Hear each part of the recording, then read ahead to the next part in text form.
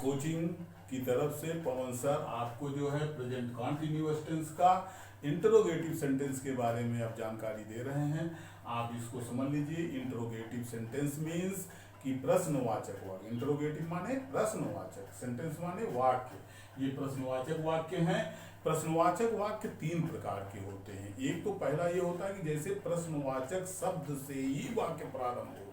जहां प्रश्नवाचक शब्द से वाक्य प्रारंभ होता है, जैसे क्या तुम बाजार में मिठाइयाँ खरीद रहे हो, हाँ, तो ये प्रश्नवाचक शब्द से वाक्य प्रारंभ हुआ। एक होता है कि यदि वाक्य के बीच में प्रश्नवाचक शब्द आया हो, जैसे तुम उसे क्यों चिढ़ा रहे हो, तो यहाँ क्यों शब्द जो है वाक्य के बीच में आया है, इसलिए ये जो है वो दूसरे नियम को फॉलो करेगा। तीसरा नियम क्या है? यदि वाक्य प्रश्नवाचक और नकारात्मक दोनों हो, जैसे तुम उसे क्यों नहीं मदद कर रहे हो, तुम उसकी मदद क्यों नहीं कर रहे हो, तो यहाँ क्यों का भी और नहीं का भी, निगेटिव भी इंट्रोगेटिव दोनों का प्रयोग हो रहा है। तो ये तीसरे नियम पर आपको ये इसको पिरोना है। तो हर नियम पे, हर इंट्रोगेटिव के नियम जो है अलग अलग हैं। यदि वाक्य प्रश्नवाचक शब्द से प्रारंभ हो तो पहले इज आर एम का प्रयोग किया जाता है, फिर सब्जेक्ट का प्रयोग किया जाता है, वर्ब में इंग लगता है, ऑब्जेक्ट लगते हैं, एंड अदर्स लगते हैं, उसके तुरंत बाद क्वेश्चन मार्क भी लगता है। क्योंकि इंट्रोगेटिव सेंटेंस को शो करने के लिए क्वेश्चन मार्क लगाना इंपॉर्टेंट है। तो हम आपको इसके संदर्भ में उदाहरण एक एक दे रहे हैं। आप एक उदाहरण लीजिए। नंबर 1, जैसे क्या अध्यापक तुम्हें कमरे में बुला रहा है?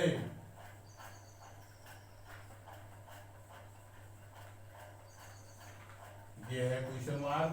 यहाँ प्रश्नवाचक शब्द से वाक्य प्रारंभ हुआ है, इसलिए इसकी सबसे पहले अध्यापक तुम्हें कमरे में बुला रहा है।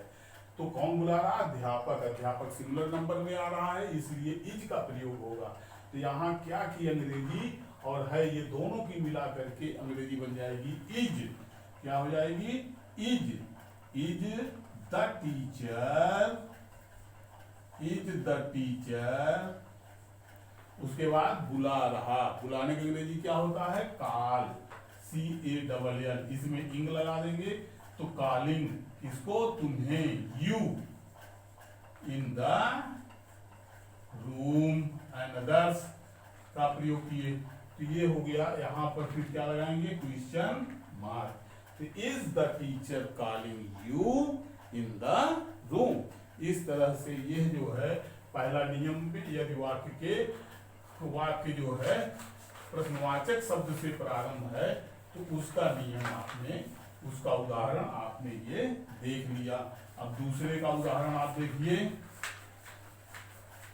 दूसरा ये कहता है यदि वाक्य के बीच में प्रश्नवाचक शब्द आया हो तो फिर क्या होगा? कहते हैं तुम उसकी मदद क्यों करते हो? क्यों करते हो? तुम उसकी मदद क्यों करते हो? तो ये देखिए, तो यहाँ क्या है? वाक्य के बीच में प्रश्नवाचक शब्द आया है, क्यों? तो इसमें देखते हैं नियम में, कहते हैं क्वेश्चन वर्ड। क्वेश्चन वर्ड शब्द क्या है? क्यों। तो सबसे पहले इसी की अंग्रेजी लिखी जाएगी। तो क्यों की अंग्रेजी क्या होती है? व्हाई। क्या होती है? Why, WHY, why. और हो में आर, व्हाई आर। सब्जेक्ट क्या है? You, why are you. मदद कर रहे हैं, वर्ब में इंग। हेल्प माने मदद करना, हेल्पिंग माने मदद कर रहे, और उसकी हिम। तो why are you helping him? ये क्वेश्चन मार्क। ये हो गया दूसरे नियम पर। तीसरे नियम का एक उदाहरण हम आपको समझाना चाहते हैं, वो भी आप समझ लीजिए। कोई कठिन नहीं है, क्योंकि ये टेंस बहुत सरल है। बशर्ते ये है कि आपको वर्ड्स, वर्ड मीनिंग्स और सब चीज की अंग्रेजी आनी चाहिए। और इसको नियमबद्ध, इस नियम पर अगर आप फिर होना सीख जाएंगे तो आपको ये अंग्रेजी बनाना, ट्रांसलेशन करना बहुत सरल हो जाएगा। इसका एक उदाहरण आप और ले लीजिए। उदाहरण में जैसे मैं आपको बताऊं, उदाहरण में जैसे वे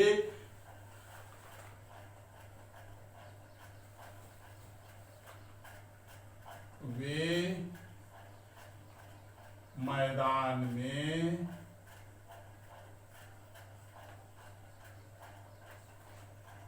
फुटबॉल क्यों नहीं खेल रहे हैं?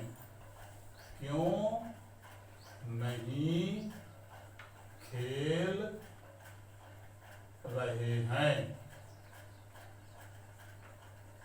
देखिए यहां पर इंट्रोगेटिव भी है और निगेटिव भी है। ध्यान, इंट्रोगेटिव और निगेटिव होने की वजह से इसको क्वेश्चन वर्ड्स के हिसाब से सबसे पहले क्यों की अंग्रेजी लिखी जाएगी, व्हाई, फिर आर, फिर सब्जेक्ट दे, कहते हैं सब्जेक्ट के तुरंत बाद नॉट का प्रयोग करते हैं।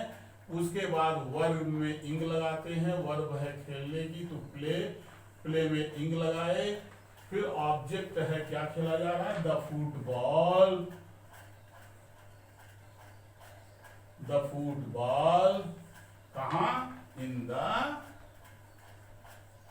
Field, FIELD, in the field, question mark, why are they not playing the football in the field. इस तरह से आपका ये इंट्रोगेटिव सेंटेंस कंप्लीट हुआ प्रेजेंट कॉन्टिन्यूअस टेंस का।